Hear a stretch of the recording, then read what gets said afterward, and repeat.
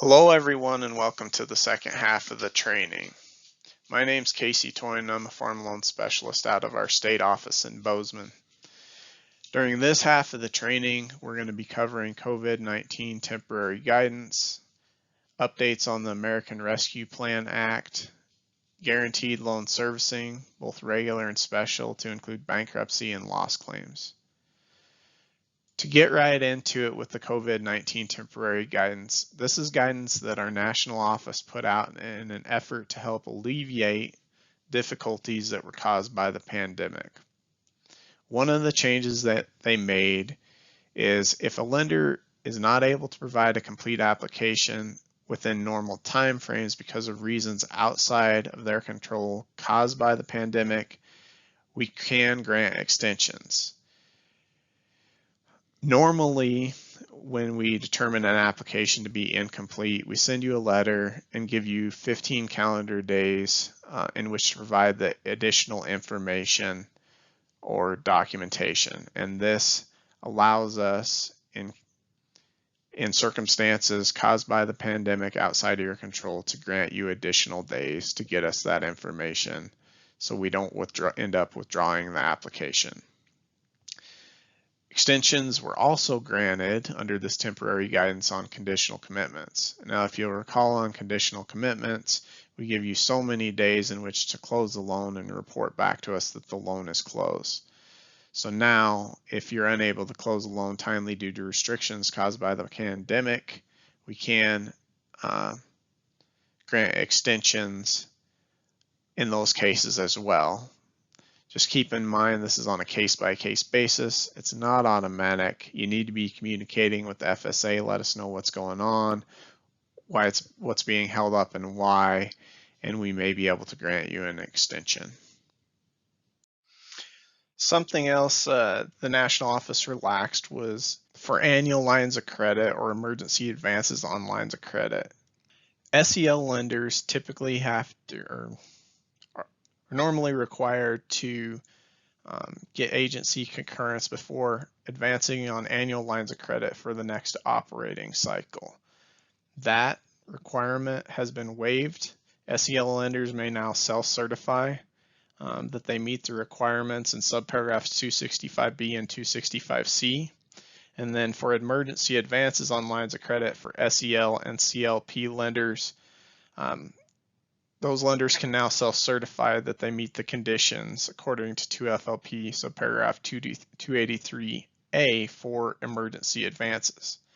Now, what I would say is that you guys need to be sure if you're not getting FSA concurrence or approval that you meet these requirements. If there's any question, I would go ahead and ask the county office that you're working with, because if there is a loss claim and the loss can be tied back to an advance that shouldn't have occurred because it didn't meet the requirements, it could potentially result in the reduction in your loss claim. So just be sure that the requirements are met, and if you have any questions, be sure and contact the county office to make sure. A couple other big changes during the COVID pandemic is SEL and CLP lenders can now make non-guaranteed loans to existing guaranteed loan borrowers without getting FSA approval in writing. You just have to certify to FSA that you have a feasible cash flow projection that's been developed. Now, this doesn't apply to the SBA Paycheck Protection Program because feasible cash flow is not required for that program, so you can do PPP loans without FSA's consent. Also, we usually review a portion of your portfolio annually, and that requirement for the annual lender review is being waived until further notice during this COVID pandemic. Another temporary change is that FSA now offers the option of a full year payment deferral. We previously offered a 180-day temporary payment deferral without meeting the feasible plan requirement because it was the agency's opinion that borrowers would be able to return to normal production payment resumption as soon as the COVID-19 emergency passed. Now that the pandemic has stretched well beyond what we initially thought it was going to be, we're offering a full year payment deferral. All guaranteed lenders should have received an Exhibit LS-13, which was a deferral options letter to guaranteed lenders that provided eligibility requirements and authorized lenders to defer payments without a feasible plan projection. Lenders are authorized to defer payments temporarily up to 180 days or defer a full annual payment, 12 months if on a monthly payment schedule, and amortize it over the remaining term of the loan or have it all due at loan maturity. You'll want to keep in mind that you're required or you must notify the agency in writing of any deferral action or payment forbearance granted as a result of COVID-19. You also need to certify that the temporary action is necessary due to circumstances caused by COVID-19, and the documentation requirements of 2 FLP subparagraph 327C are waived only in cases where the deferral is necessary due to COVID-19. Another temporary change due to COVID is the extension of due dates for foreclosures and liquidation. For loss claim purposes, you have a timeline based off of payment due dates, which affects interest reimbursement, which we'll discuss in more detail later.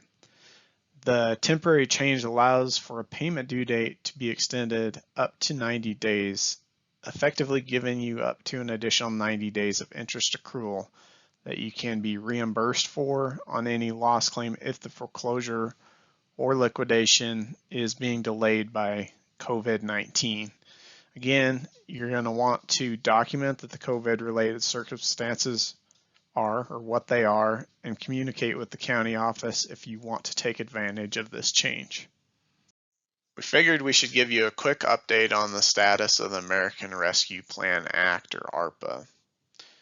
I'm sure everybody listening to this is fully aware of ARPA and what it is, but in case there's somebody who's not, the American Rescue Plan Act, Section 1005, includes provisions for USDA to pay up to 120% of loan balances as of January 1st, 2021 for FSA direct and guaranteed loans and farm storage facility loans to any socially disadvantaged producer who has a qualifying loan with FSA.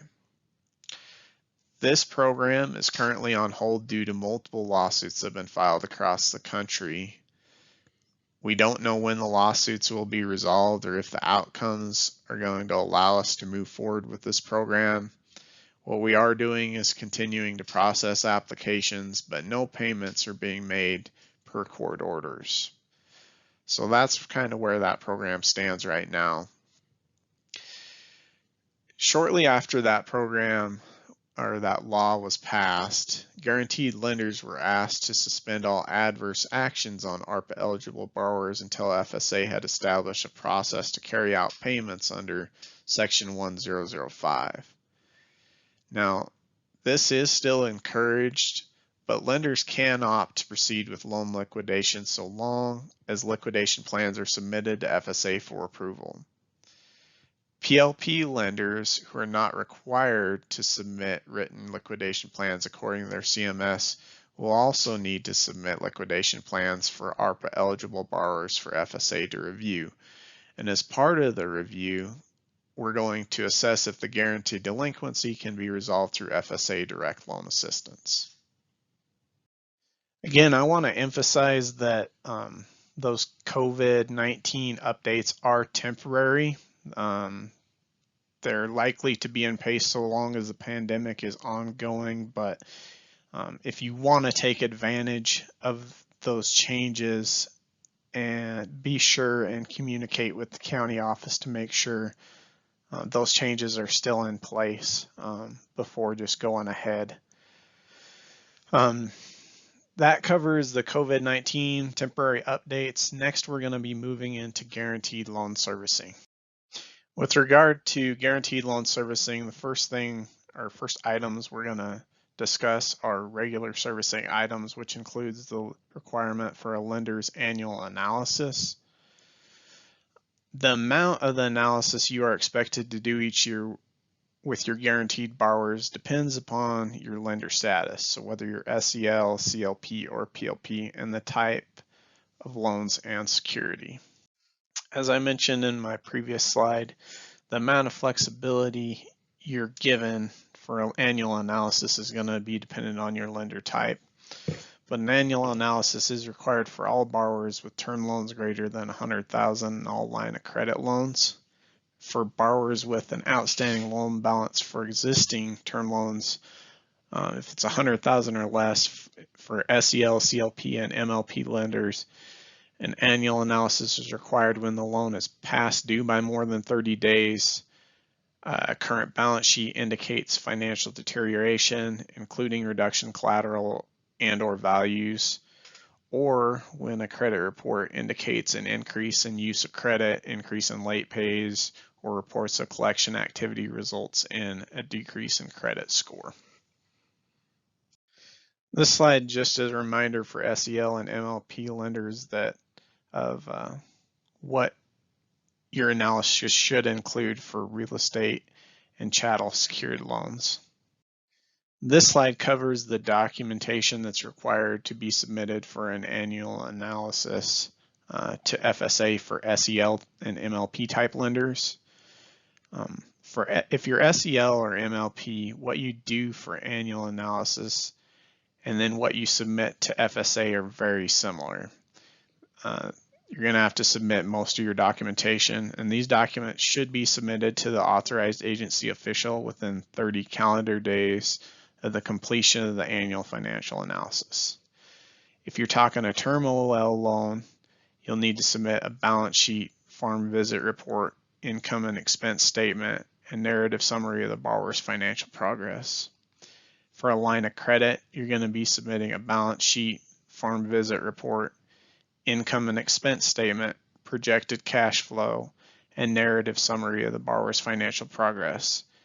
And FSA must approve advancing on all guaranteed lines of credit. For guaranteed FO, the submission requirements are a balance sheet, farm visit report, income and expense statement, and narrative summary of the borrower's financial progress from previous year only if the loan is secured by chattels. On the CLP lenders, as you can see from this slide, for those of you that are CLP lenders, you have a little extra flexibility in what you do for analysis as compared to SEL or MLP lenders. For CLP lenders, annual analysis documents that have to be submitted to FSA, and again, this is within that 30-day timeline that I mentioned for SELs. If you're talking a real estate loan, you're going to have to submit either a summary of the lender's analysis or summary of why financial strengths make analysis unnecessary. For term chattels, either a summary of the lender's analysis or summary as to why the financial strengths makes analysis unnecessary. And for line of credit, certification that the cash flow was obtained, that borrower is in compliance with lender's agreement, previous year's income, loan funds, and security proceeds are accounted for. As I mentioned earlier, PLP lenders have maximum flexibility with regard to annual analysis. It's going to be based on your credit management system, and generally nothing's required to be submitted to FSA for an annual analysis. Now, if you're a loan officer for a PLP lender and you don't have a copy of the credit management system for your bank, you need to get a copy of that, because that is your guidance as to how you are going to conduct yourselves with regard to the guaranteed loan program. And that's what you're going to be held to as far as servicing requirements, guaranteed that'll affect guaranteed loss claims, so on and so forth. So please, if you're a loan officer for a PLP lender, be sure and get a copy of that credit management system and learn it. During the next several slides, we're going to talk about general servicing responsibilities with regard to guaranteed loans. it's really important that you probably pay attention to these slides because these are really what you're going to need to do to protect your guarantee. Generally, if you service the loans as you do other loans in your portfolio and it's in a reasonable and prudent manner, then you shouldn't have any issues. However, within the guaranteed loan program, we do have some rules and regulations that you need to follow, so you need to pay attention, because if you don't service them as required and we determine your servicing to be negligent, it could potentially result in a reduction or, in extenuating circumstances, a termination of a guarantee. So the items on this slide may seem quite obvious as things that need to be done for proper servicing, but you would be surprised at how often we have lost claims in which these things weren't tracked or done properly. So, number one, ensure sale proceeds or other collateral dispositions are accounted for. Ensuring the proceeds are applied in accordance with lien position or used to for replacement of security or collateral. And then finally, ensuring loan collateral are protected when we get into foreclosure, bankruptcy, those types of things. If you have a borrower, a guaranteed borrower that you're wanting to make non-guaranteed loans to, if you're an SEL or CLP lender, you're required to have FSA concurrence in order to make those non-guaranteed loans. PLP lenders, this is going to be according to your credit management system, so you'll want to refer back to it if you're looking at making a non-guaranteed loan. But just keep in mind, we don't give priority in a loss to non-guaranteed loans that were not concurred with by FSA. So keep that in mind. Guaranteed loans have regular reporting requirements. There's a semi-annual requirement, which is March 31st and September 30th of each year, in which case you're supposed to or required to submit a status report. And also, once an account is 60 days past due, there's default status reports that are due every 60 days until the default is cured through restructure or through liquidation. This is kind of a neglected aspect of servicing to some degree. It's important that you provide these reports timely. If you fail to do so and do it routinely, it could ultimately result in termination of the guarantee. So these reports are important. This handy table can be found in the 2FLP handbook under subparagraph 300A on page 12-1.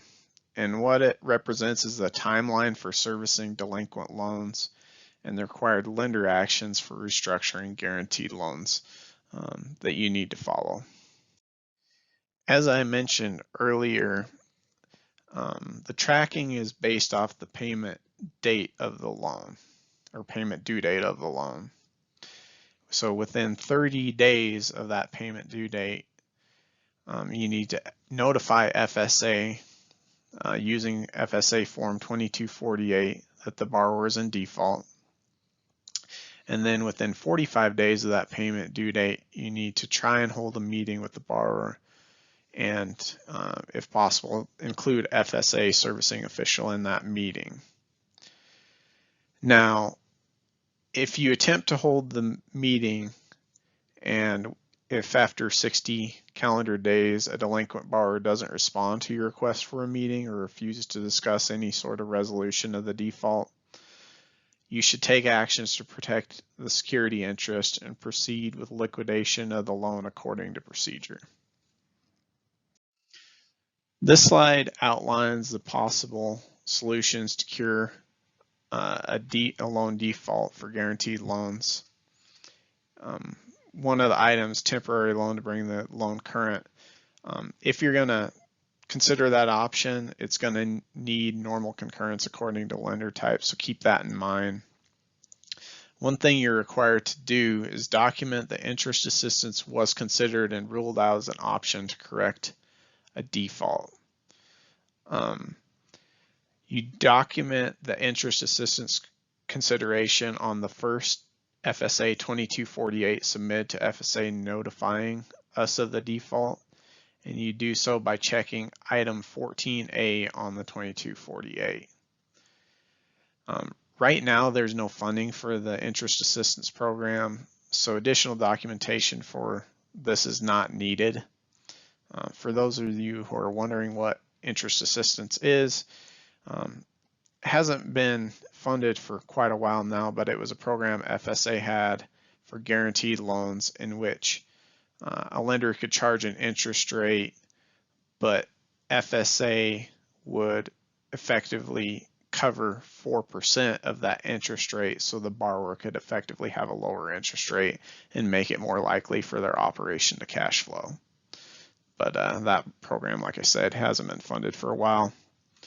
And as you may recall from earlier, 60 days after the interest assistance determination is the earliest date that the lender can initiate foreclosure action. Foreclosure action, for our purposes, is when you initiate the foreclosure filing in court. And this date is tracked in our GLS reporting system. Within 120 days of the payment due date, you guys need to be deciding whether you want to restructure the account or move towards liquidation. And again, I wanted to remind you that, the FSA 2248 default status report needs to be submitted every 60 days after the initial form has been mailed. So you'll be submitting that form to FSA multiple times during this period, and on that form you should be providing information on what you guys are doing and the status of the account. We've seen some improper consolidations of debt occur over the past year, so we thought it'd be a good idea to add a couple slides on it to this year's training. So in order to consolidate loans, a feasible plan needs to be projected following the consolidation. And keep in mind that if loans are only being consolidated and the action is not accompanied by a restructure, then capitalization of interest isn't allowed. Also, existing lines of credit can only be consolidated with a new line of credit if their maturity date and conditions for advances on the new line of credit are the same as the existing line of credit. With the consolidation, a new note or line of credit agreement will be taken, and the new note or line of credit agreement needs to describe the note or line of credit agreement being consolidated and must state that the indebtedness evidenced by the note or line of credit agreement is not satisfied, and the original note or line of credit agreement must be retained. If there are any holders of the guarantee, they must consent to the consolidation, or the guaranteed portion must be repurchased by you as the lender. For SEL lenders, FSA must approve of an SEL request for consolidation, and SEL lenders must submit a feasible plan to FSA for concurrence before consolidating the loans. For PLP or CLP lenders that consolidate loans, you need to provide copies of documents to FSA, and FSA will review compliance with regulations through annual file reviews. OLs are really the only type of loans that can be consolidated, but even within this type, OLs may not be consolidated with OL LLCs even if the LLC has been rescheduled. And although OLs may be consolidated with OLs and OL LLCs may be consolidated with OL LLCs, If they are secured by real estate, they may not be consolidated. And this slide outlines some other less common conditions that would prevent loans from being consolidated. So let's talk a little bit more about restructuring. So the first thing I'd say is we encourage you to be proactive. So if at all possible, get things going before the borrower becomes delinquent if you know they aren't going to make their payment. For any restructuring action, FSA prior concurrence is required if you're a SEL lender. If you're a CLP lender, you need to certify that you followed FSA requirements and provide a post-restructuring report on what you've done, along with a final default status report showing the account is current and the restructured note. PLP lenders, you guys are going to be following your CMS and provide a post-restructuring report to FSA along with a final default status report showing the account is current and the restructured note. If you're talking a guaranteed line of credit that's been restructured, that once it's been restructured, it's no longer a line of credit. So there's no more advances allowed on it, and it basically becomes like a term loan at that point. So it's no longer effectively a line of credit. If you are considering doing a balloon payment, there's a lot of requirements for that. So I encourage you to contact your local FSA office for additional information if that's being considered as a possible option. So I don't have a whole lot to add from what's already covered on this slide. Just keep these requirements in mind with regard to security under a guaranteed loan restructure. With regard to a guaranteed loan restructure, if you sold the guarantee on the secondary market, the holder of the guarantee must agree to the changes in the original loan terms. You as a lender will need to determine whether to repurchase the guarantee if it was sold, and holders can ask lenders to repurchase the guarantee 60 calendar days after the missed payment date, and lenders are encouraged to repurchase the guarantee when asked to by the holder.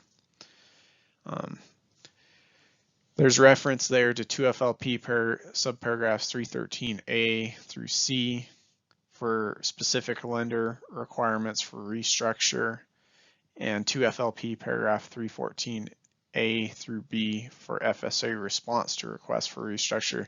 So I encourage you to pull out that 2 FLP handbook and look at those paragraphs. With regard to terms allowed by a restructure, if you're talking an FO loan, it's a period not to exceed 40 years from the date of the note, and that's date of the original note. If you're talking an OL loan, you can go up to 15 years from the date of the rescheduling, and for a line of credit, you can exceed 7 years from the date of the rescheduling or 10 years from the date of the original note, whichever is less. And once again, I want to reiterate that advances cannot be made against a line of credit loan that has any portion of the loan rescheduled. Deferrals and write-downs. So we can do deferrals up to 5 years if it makes sense to do so, although in most cases I probably wouldn't recommend it. As far as conditions that apply to deferrals,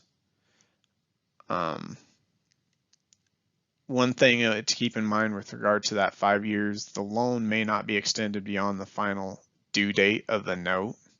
So that is a limit on that extension. The principal portion of the payment may be deferred either in whole or in part.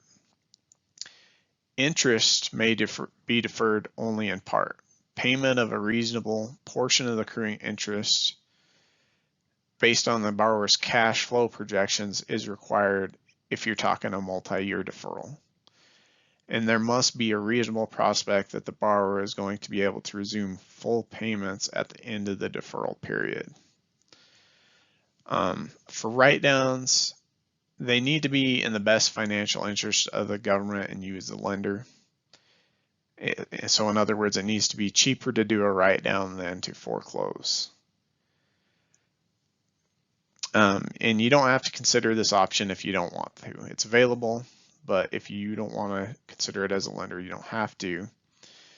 If there is a write down, there is a loss claim that is paid. It's a special type of loss claim where the written down debt doesn't become a delinquent federal debt that's subject to federal offsets of the borrower's income. If you are considering a write down, you need to work closely with your local FSA office because there's a lot of rules to it and it's quite a project. So keep that in mind. This slide summarizes restructuring requirements. With regard to eligibility, the delinquency on federal debt and prior loss to the government requirement are waived for the eligibility rules. SEL lenders, you're going to need to submit copies of all this stuff to FSA. If you're a CLP lender, you're going to need to certify that the information is in your file and give a narrative explaining the circumstances surrounding the need for the restructuring. And if you're a PLP lender, you're just going to be following your credit management system as to how you're going to go about this. One eligibility criteria is that the borrower is still farming or operating. He still needs to be doing that in order to be eligible for the restructuring. And as far as appraisals go, they generally aren't needed except for in case of write down. As we covered earlier, if you're an SEL lender, you're going to need prior concurrence from FSA for all restructuring. If you're CLP and PLP lenders, you're only going to need prior concurrence if there's a write down involved. If you're an SEL lender and your proposal for servicing isn't agreed to by FSA, the agency approval official should notify the applicant in writing with a copy to the lender within 14 calendar days of the lender's request.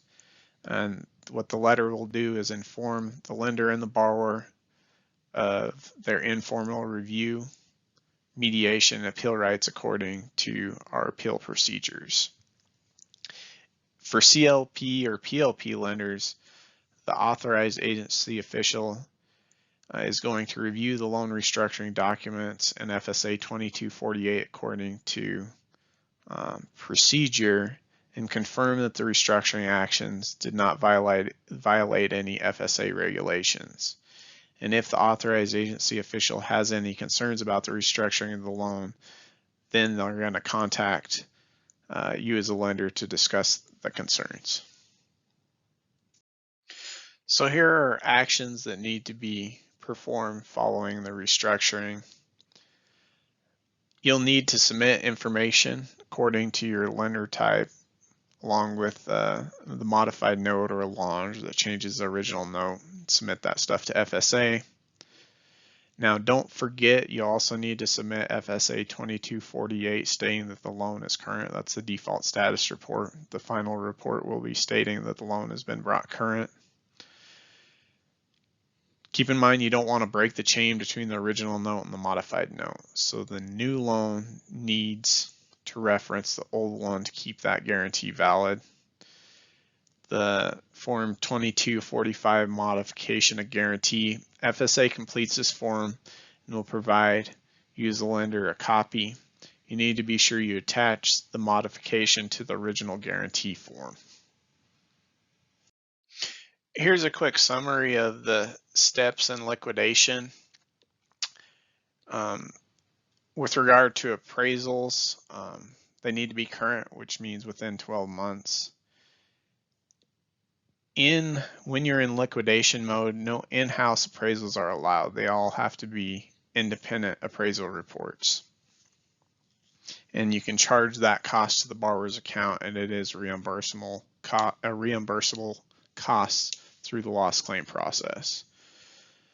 The appraisal requirement may be waived by the agency when the bankruptcy trustee is handling a liquidation. The lender has submitted the trustee's determination of value or when the lender's proposed method of liquidation rarely results in receipt of less than the market value for livestock and used equipment, or when a purchase offer has already been received for more than the debt. Mediation must be offered. Acceleration of the account, you need to demand the payment in full, and FSA expects you will give the borrower 30 days to pay up. Liquidation plan to FSA, we'll cover that in more detail later in this presentation. We'll also look at loss claims in a little more detail. Liquidation is either going to be obviously voluntary or forced, but sheriff's sale or court action. And when all security is gone, you'll send FSA a final loss claim to settle everything. And if FSA overpaid with the estimated loss claim, you're also going to send a check reimbursing for the overpayment plus accrued interest. And just keep in mind on any estimated loss claim overpayment, what you'll owe back is principal plus interest accrual at the note rate, so whatever note rate you're charging the borrower from the date of payment of the estimated claim. And then we're going to cover future recovery collections from wages and things like that a little later. Again, for loan liquidation purposes, we're going to be tracking from the payment due date. There's a nice table that lays out the timeline for liquidation in paragraph 355A of Handbook 2 FLP. Please reference that table because it is quite helpful. But the gist of it is within 120 days of the payment due date, you need to be accelerating the account and notifying the borrower. So it's more on liquidation. I'm going to do a quick rundown of the timeline for everything. So 60 calendar days after the payment due date is the earliest date that you can file to liquidate the security, keeping in mind the consideration of interest assistance to assist in curing the default, which we talked about earlier in the presentation, which interest assistance isn't available right now. So that determination is recorded on the first 2248, the first default status report. 90 days is when you need to give notice to the borrower and accelerate the loan or implement a loan restructuring plan. 120 days, you need to make a decision on whether the account is going to be restructured or liquidated. 150 calendar days, you need to be submitting a liquidation plan to FSA as well as an estimated loss claim, submitting those to FSA. By day 164, any estimated protected advances must be concurred with by FSA. By day 170, a liquidation plan needs to be approved by FSA. By day 180, an estimated loss claim submitted to FSA. We try and get it approved by day 180. By day 260, liquidation should be completed. By day 290, a final loss claim should be submitted. And by day 330, FSA should approve or request modification of a final loss claim. We have 40 calendar days after submission of a final loss claim to approve or request modification. So upon receipt of a liquidation plan, FSA, we have 20 calendar days to respond in writing, either granting approval of the plan or requesting modification of the plan. Your liquidation plan must be submitted to the authorized agency official, and the authorized agency official will receive the plan and notify you in writing of the decision to approve or request modification of the plan. Montana Exhibits 140 and 141 are included in handouts, so you can review them for your information. Some of these items I already covered, but some things to keep in mind. So on a loss claim, we're not going to pay interest beyond 210 calendar days from the payment due date in most circumstances. So if you're stretching out the liquidation, you're going to be accruing interest for which you're not going to be reimbursed. So it's important to try and keep things clipping along timely to maximize your reimbursement on any loss claim. A liquidation plan is required in all cases, including if the borrower is liquidating voluntarily, no loss is expected, or all security has been sold. You still need to submit an estimated loss claim. And even if no loss is expected. We're going to shift gears a little bit now to talk about emergency advances. Now, an emergency advance is an increase to a line of credit when the line of credit is at its ceiling. Could also be an annual operating loan as well that we could do an emergency advance on. In order to do an emergency advance, the financial benefit needs to exceed that of the advance. A loss of crop or livestock needs to be imminent. If you're an SEL or a CLP lender, you're going to need prior written consent. If you're a PLP lender, it's going to be per your credit management system, your CMS. And the farming operation must be viable. Additionally, emergency advances are still subject to the statutory loan limits or the total amount of borrower's outstanding farm loan program debt. And you don't see these a lot, but most commonly you're going to see these done in mid to late summer before harvested crops are available. I don't have much to say to add to this slide. One thing this slide, and most of this is covered in the previous slide, but the loan, it does point out that the loan funds to be advanced need to be for authorized purposes.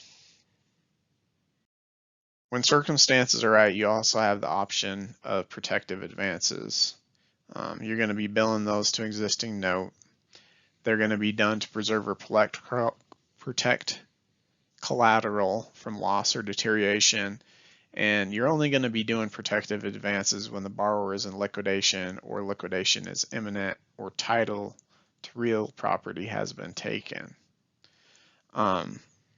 You need to demonstrate that the advance is in the best interest for you as a lender as well as the government.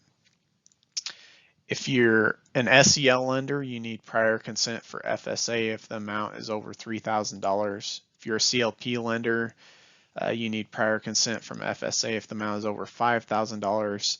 And if you're a PLP lender, it's going to be per your CMS, or it's going to be $5,000 if not addressed in the CMS. These can be done for any type of guaranteed loan, and basically it means you have a problem account, because once you make a protective advance, the loan is immediately going to be declared delinquent. Again, this is just a summary of what a protective advance is, kind of reiterating some of the information on the previous slide. Whether we're talking a delinquent account, liquidation, or bankruptcy, communication is key. Consistent and timely communication with FSA, and document everything as much as possible to protect your guarantee and keep FSA informed. And if you want to consult with FSA, we're always happy to do so. So with regard to loss claims, we do want to pay a loss claim in full. We don't like to reduce a loss claim for you guys, but you know what it boils down to is our regulations decide what we can and can't allow, and loss claims are often reviewed by our national office. And these, you know, aren't unconditional guarantees. There are strings tied to them and conditions that need to be met. So on the following slides, we're going to kind of go over the problems and reasons, or common problems and reasons for deductions in a loss claim or possible denial of a loss claim. One thing, applying proceeds to non-guaranteed debt. Often the lender will have guaranteed and non-guaranteed loans and the account is liquidated or it goes to bankruptcy. And it's a pretty common deduction is when the lender uses proceeds from collateral to pay the non-guaranteed note when the guaranteed notes have a prior lien and payment priority. Keep in mind the time frames we discussed earlier. Deviation from those time frames is possible, but you need to document why. And you also have to keep in mind that interest accrual eligible for reimbursement is limited to 210 days if your estimated loss claim is submitted timely. If the estimated loss claim is not submitted timely within 150 days of the payment due date, then you're limited to 150 days of eligible interest accrual that can be reimbursed. Now, one caveat to this, or one exception to this, I should say, is if you enter bankruptcy, because bankruptcy kind of suspends a lot of actions, you are eligible for interest accrual that occurs while the borrower is in bankruptcy. And as I discussed previously, when a loan is being liquidated or in bankruptcy, you're going to need to have current appraisals. There are exceptions, which I also covered earlier. For example, if the collateral is going to be sold at a public auction, then you wouldn't necessarily need to have an appraisal. Accounting for security, you need to make sure you or maybe an appraiser working for the bank sees the collateral and counts the livestock, not only before the loan is made, but during the loan. We need to be keeping track of those things.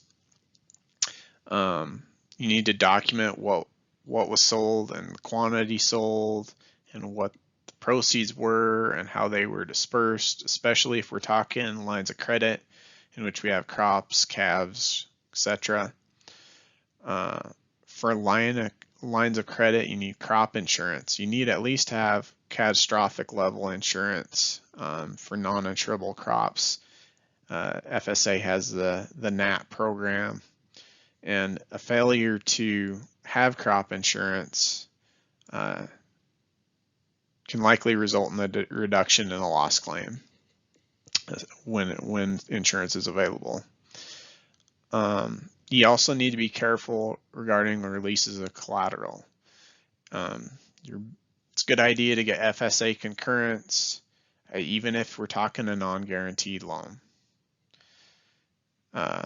Getting concurrence, because if we can trace back a loss to security that was released that shouldn't have been, that could be deducted from the loss claim. You as a lender can charge default interest and late fees. Go ahead if you think you can collect it. However, those fees and costs can't be claimed in a loss claim request, so they're going to be deducted from the claim amount. Something that's often overlooked that can affect a loss claim is FSA 2232, or the conditional commitment. So if you recall, whenever FSA approves placing a guarantee on a loan, we issue a FSA 2232 to you as a lender, outlining the terms and conditions for us to place the guarantee. And if those aren't adhered to and they have an effect on a loss claim, then it could result in a reduction in that loss claim. Also, you need to be watching your advances. Make sure you're not going over your ceiling, and you need to be documenting what those advances are for. All of that needs, so in a line of credit especially, every time you need to make an advance, you need to be documenting what those funds being advanced are going to be used for. because it needs to be for authorized loan purposes. If not, it could be reduced from the loss claim. So this slide reiterates several of the points that we already covered in previous slides. Documentation is key. Thorough documentation can help alleviate a lot of headache, along with regular communication with FSA.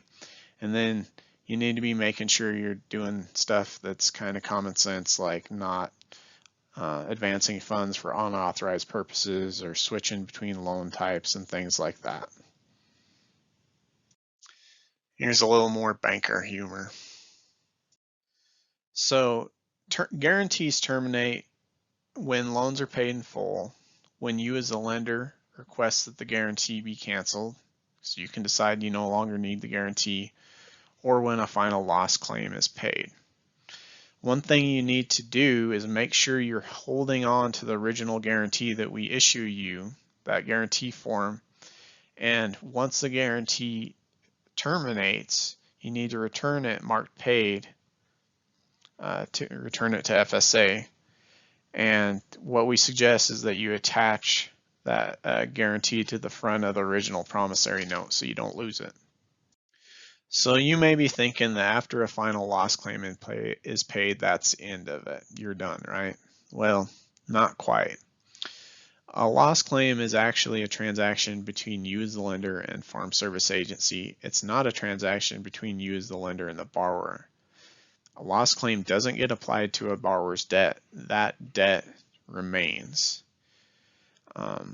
And once we pay a final loss claim, that amount, whatever we pay, constitutes a federal debt that the borrower owes.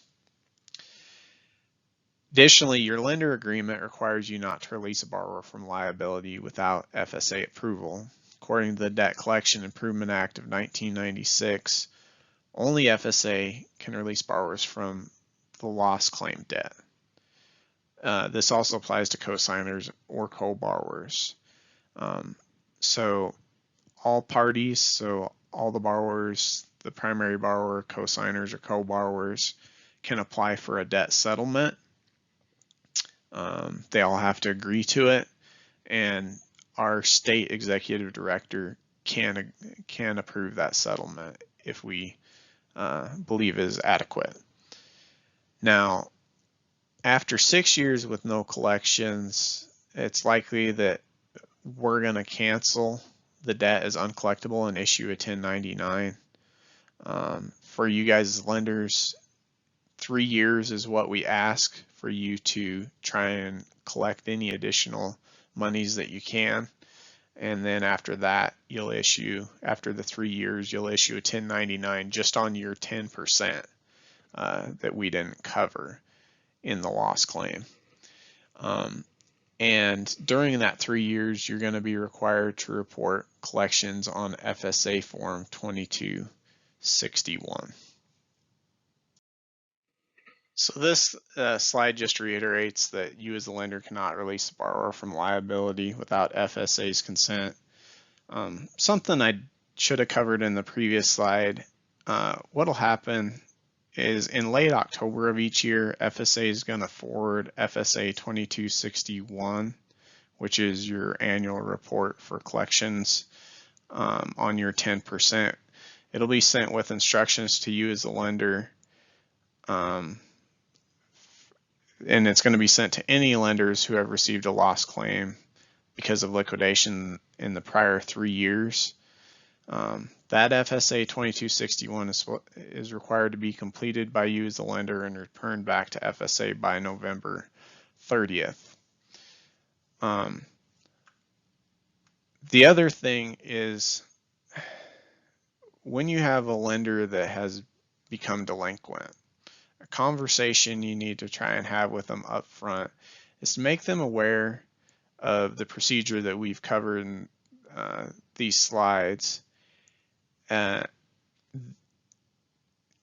Making them aware that, if we pay a loss claim, it's going to constitute a federal debt to them once the final loss claim is paid, and make them aware that they can try and do a debt settlement agreement prior to the final loss payment being made. That is an option. If we do agree to a debt settlement, and so that we don't have to go through the debt collection process, it just kind of makes it easier for everybody.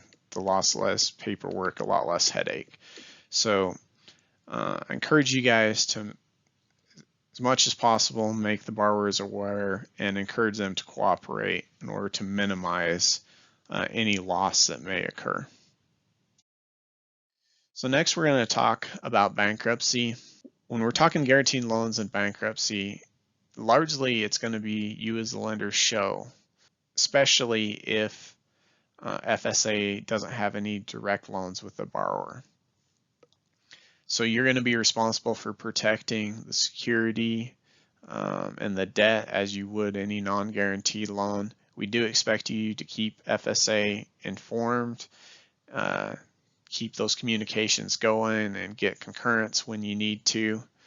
Now, there are some instances when an estimated loss claim was paid prior to the borrower filing bankruptcy.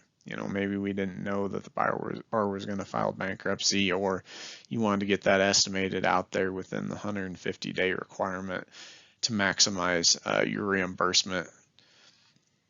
If that happens and the borrower enters a reorganization type bankruptcy, then we can do a modified estimated loss claim for stuff that wasn't factored into the original loss claim. For example, if there's a cram down or something along those lines. So that is an option.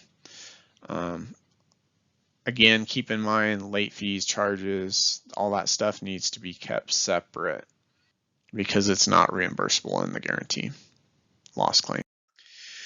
So these are some very important things to remember when we have a guaranteed borrower that enters bankruptcy.